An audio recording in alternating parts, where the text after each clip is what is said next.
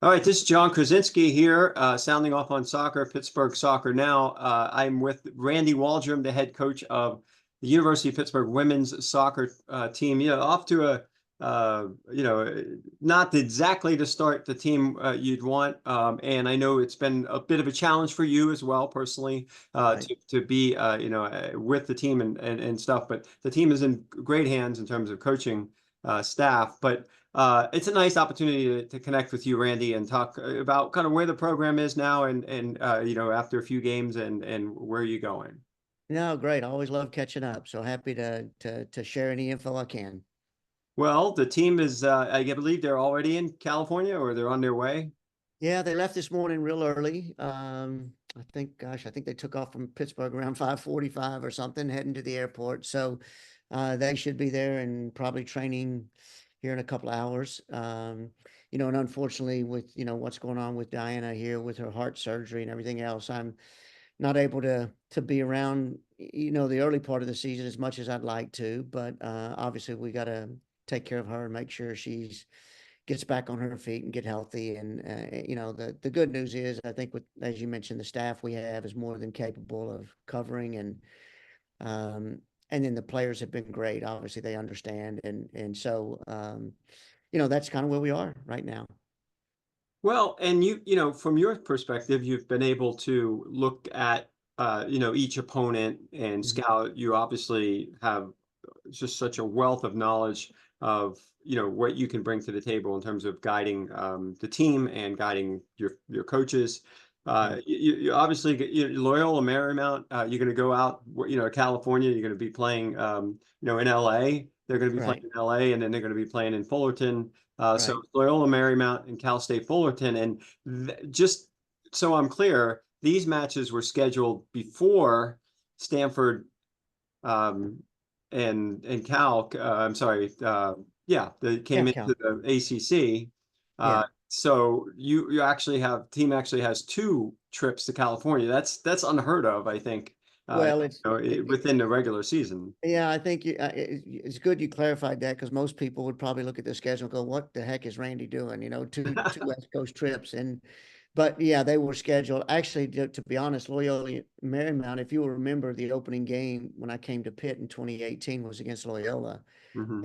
and this was the return from that way back in 2018. But we got caught up in COVID the year we were supposed to return, and then they've had some coaching changes, since then, and so this has kind of got pushed back to now. So we're really returning a game early, and of course we did that, not knowing that Stanford and Cal were coming in, and so now we got to go out west twice, which, as you know, is not an easy thing to do. With I always felt like it was easier going east than it was going, west, with the time change and things, and the long travel, but the team will be prepared. They'll be ready, and it'll be two good challenges. I've watched tape of both the teams and breaking them down, and uh, Loyola's, a fairly direct team, and a physical team, and I think they can pose some problems, for us, especially in transition, where we've struggled a little bit in some of our defending transition this season. So we've really worked this week to kind of shore that up, and hopefully we can be ready for a good Loyola team. And then of course Fullerton on Sunday took Stanford to just a 1-0 game this past weekend, in Fullerton. So they'll both be a challenge for us, no question. Yeah, and the team itself, coming off, I think it was nice to have that match out at Bucknell, Yeah. kind of get a lot of confidence back, kind of get back into the groove. Yeah. Talk about those two games, leading up to this coming weekend, in Yeah. terms of personnel and also, tactics and things like that that you guys have been working on. I know there's still some pretty heavy rotations, or we've seen a lot of faces so far. Yeah, we're still, trying to sort out what's really our best 11, as most teams are. We maybe rotate a little bit more early than some teams do, but um, the two games back when we lost at home to Buffalo, what we've been finding, John, is that over these last 2 or 3 years, as we kind of built our squad, we've really put an emphasis on ball retention and our possession and, trying to play that way. And it's been really effective for us, as we've pushed our way up to the top tier of Division One. Now what we're finding, and I think we've really found that at the beginning of this year, even in our two exhibitions with West Virginia and Michigan, are teams are starting to sit in on us a little bit more, knowing that we like to keep the ball, and they know that we're not going to try to change too much the way we play, so they just sit in a little deeper, knowing that we'll build it up all the way to the final third, and now you've kind of got to try to break down this bunker defense, and so we've almost, and that's really kind of what happened, with Buffalo and even the Duquesne game. They set in on us pretty much the whole game, and we're dominating these possession in these games, probably 60-40 in most of the games. But it gets difficult to break down 10 or 11 players defensively, inside 20 yards of a goal. So what we've really had to kind of go back to is almost working these last couple of weeks with our players about, when we win the ball, try to get in earlier and behind teams and not worry as much about the possession part when the space is there to kind of transition quicker. And the Bucknell, you mentioned that this the second game after losing to Buffalo, people watched that game at home. We dominated possession, we dominated the shots. We conceded 2 corners, and because we couldn't break down the bunker, efficiently, then you're always at risk of losing a game if you're not scoring many goals. And so then at Bucknell, like the first half of that game, it was the same. We were dominating possession. Then about 10 minutes before the half, we made some changes, and Bucknell kind of got a few good looks late in the first half, and then they came out on fire at the beginning of the second half and got the early goal against us.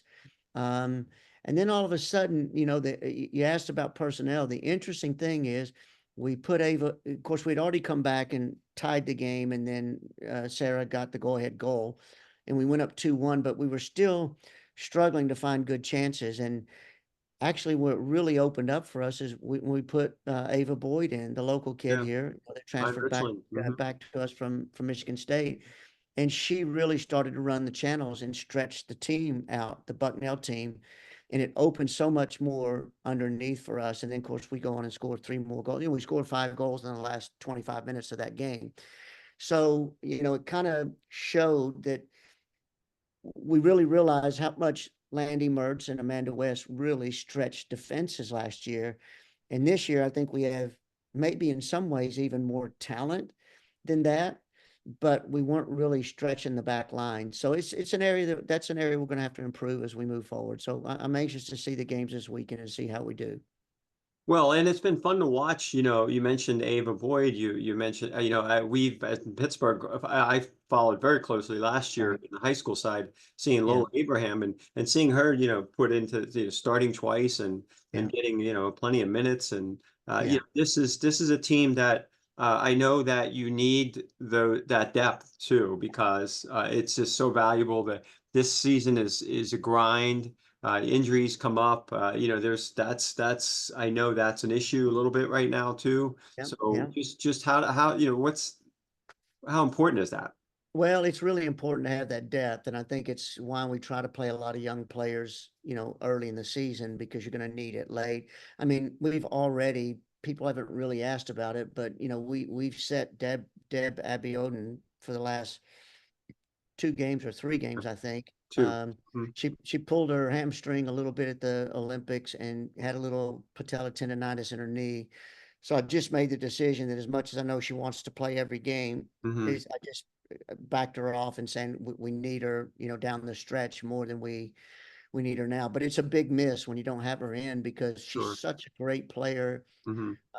and a ball winning midfield player. And then, not to give too much away, but, Ellie Caulfield picked up a knock in the Bucknell game. So I'm not sure how much she'll play this weekend. And she's such a key part to what we do. Mhm. And so you're right. I mean, you don't get through a season, with with only 12, 14, 15 players, you really have to have that depth. And you mentioned Lola. She's come in and done great. We've used her both up front and we've used her in midfield a little bit. Um, she's been really good for us in both of those spots. If you notice, we actually even put Lucia Wells in the back Mhm. against Bucknell Yeah. a little bit because I think she just continues to get better and better. And we've got a lot of depth up front. Um, we're trying to figure out where to play Mags, the transfer from Canada that was playing at Kansas last year. You know, we've used her some in midfield and then we've used her some up front. So trying to find her best place. Um, and then it was so good, like I mentioned again, Ava Boyd, to see her come on because she's really through the spring and the early part of the fall season. She struggled a little bit, you know, with her fitness and struggled a little bit kind of finding her form.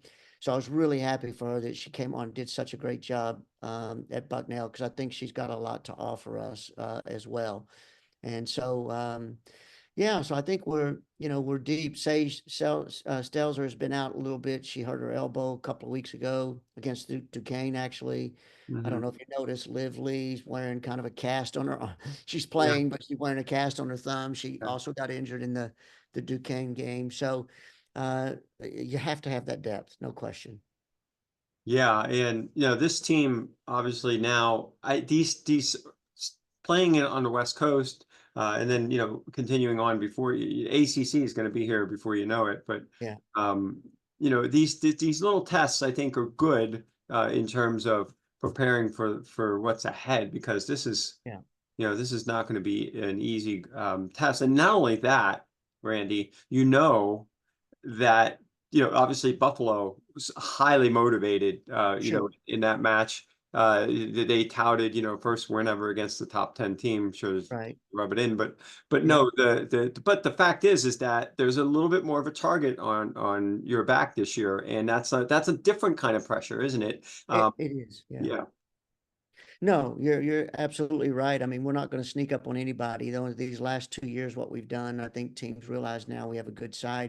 So now we've all of a sudden become Duquesne's biggest game on their schedule. You know, we've become Buffalo's biggest game on their schedule, and we're finding that out. And you're right, it's absolutely a different kind of pressure that the team has to learn to play with and to cope with. I never like to lose, and I've never been a big believer in sometimes losses really help you because I just think you have to learn from wins and losses.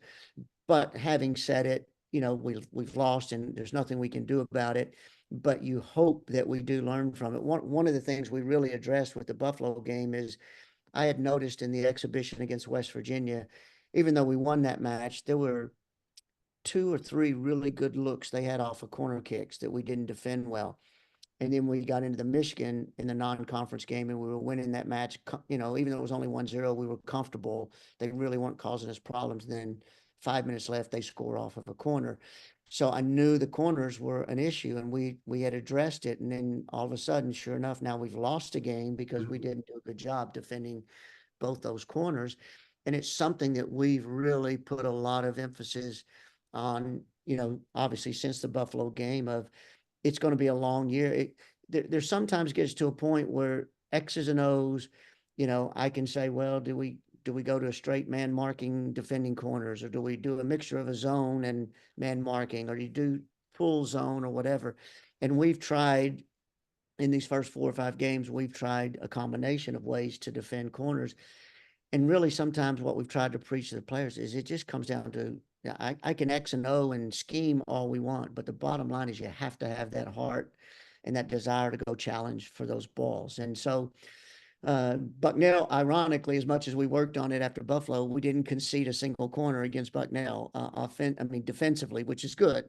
And we scored off of a corner offensively. So, it's an area we're going to have to improve, as we move forward on it. But, you've got to learn from that loss since we gave that one away. And you have to try to minimize those kind of losses. Although I think at the end of the year, Buffalo will still be a good team and Mhm. in their Yeah. conference, and they'll have a chance to be highly, uh, in the running for their conference championship again. But it's certainly one that on paper you wouldn't have expected to have lost. There's other games. We've got Xavier still coming up at home. That's going to be a tough matchup. They handled Michigan pretty easily early in the year. So, we've still got some big games ahead of us, not to exclude these two out on the West Coast this weekend for sure, before we ever get to ACC play. Right. So you mentioned that just so listeners know, after you come back from California, there's not too much rest because you got to play Thursday against Dartmouth and Right. at home and two couple home games, and then Mercyhurst, who all the local D1 teams are putting on the schedule, which is kind of Right. great because they're a Western PA school that has Right. now gone D1. Yeah. So that's been really good, to kind of see that both Right. men and women, and then of course that's when Louisville comes here. The Right. following week, September 14th, is when the ACC schedule gets going. But again, a lot of Thursday, Sunday, a lot of Thursday, Sunday stuff. We already talked about it in previous podcasts about the schedule, but I think it shakes out okay, but there's going to be those challenging weekends always, right? There is. I think it's, I mean, if we're not on form, we could easily drop something this weekend on the road in California. And then you come back home, and we've typically been really good at home over the last couple of years, and I would expect us to be good at home for our remaining home games before ACC play begins. But there are some challenges. Like I mentioned, Xavier is not by any way, shape, or form going to be an easy game. We went there last year and lost to them there.